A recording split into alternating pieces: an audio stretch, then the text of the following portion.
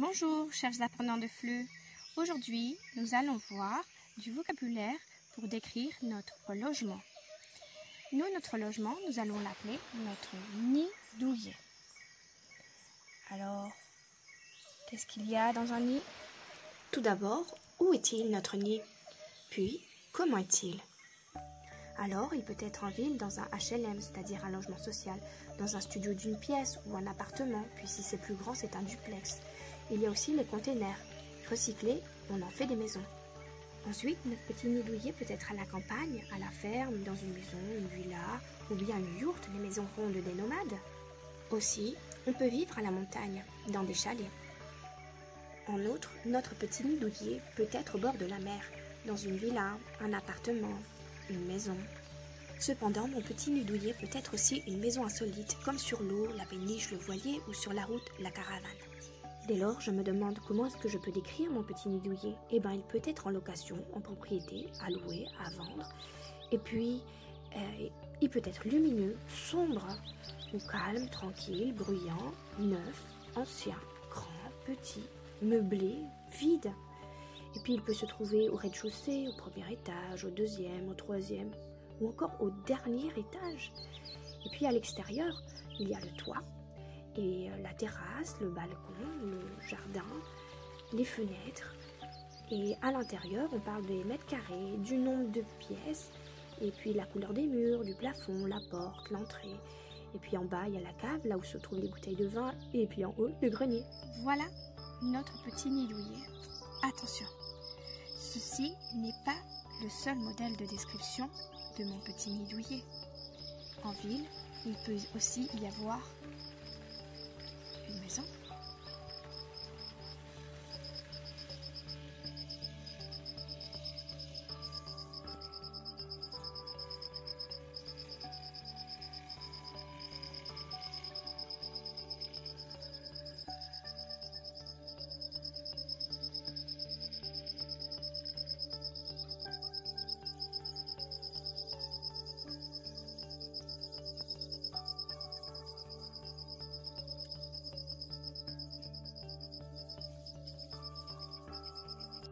Maintenant que nous avons vu notre petit nid douillet, nous allons voir comment pouvons-nous l'aménager.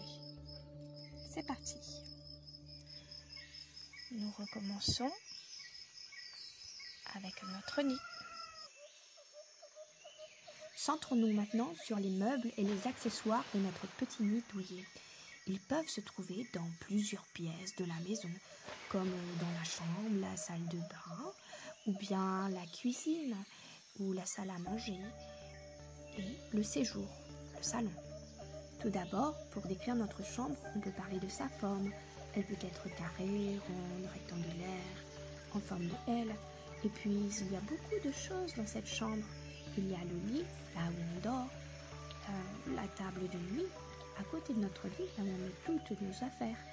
Puis l'armoire, là où on range nos vêtements.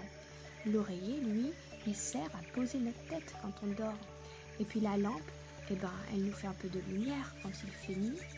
Le tapis, pour pas qu'on ait froid aux pieds dans la chambre. Et puis le bureau, c'est là où on fait nos devoirs. Et les tiroirs, là où on range toutes nos affaires. Quant à la salle de bain, il y a aussi beaucoup de choses dedans. La douche pour se doucher à l'eau courante, ou bien la baignoire pour se faire des bains. Il y a aussi le miroir. C'est là où on se regarde quand on se brosse les dents, on se coiffe. Et puis les toilettes, ainsi appelées le WC. Et là où on se lave les mains, ça s'appelle le lavabo. Maintenant, parlons des aménagements et puis des électroménagers de la cuisine, comme sont le four à micro-ondes, l'évier, là où on fait la vaisselle, le robinet, c'est ce qu'on ouvre pour que sorte l'eau, le réfrigérateur pour garder nos aliments au frais, et puis aussi le congélateur pour garder nos pizzas. Parler de nourriture, ça donne faim. D'ailleurs, c'est dans la salle à manger qu'on mange, assis sur des chaises autour d'une table. Et souvent, il y a des tableaux pour décorer et une horloge pour nous donner l'heure. Aussi, aux fenêtres, il y a souvent des rideaux, comme dans nos chambres d'ailleurs. Enfin, dans le salon, appelé aussi le séjour, on peut s'asseoir sur le fauteuil, le canapé, et il y a la table basse, Et sur les étagères sont posés nos livres. Et souvent, il y a une télévision dans le salon. Ah, et c'est sympa quand la cheminée est allumée, ça réchauffe. Et moi j'aime bien quand il y a une plante. Ça donne de la vie. N'oublions pas le porte-manteau pour accrocher nos vestes.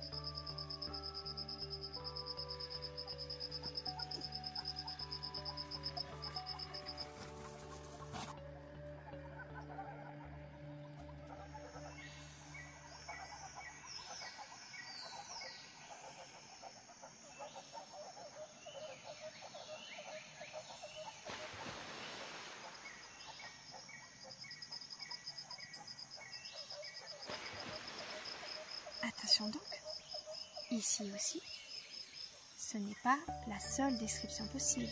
Il y a des fois un tableau dans la chambre ou dans le salon. Il y a aussi, je ne sais pas moi, la plante. Elle peut se trouver dans la salle de bain, dans la cuisine, la salle à manger. Tout est possible, tout est variable. J'espère que vous avez beaucoup appris. Merci. Au revoir.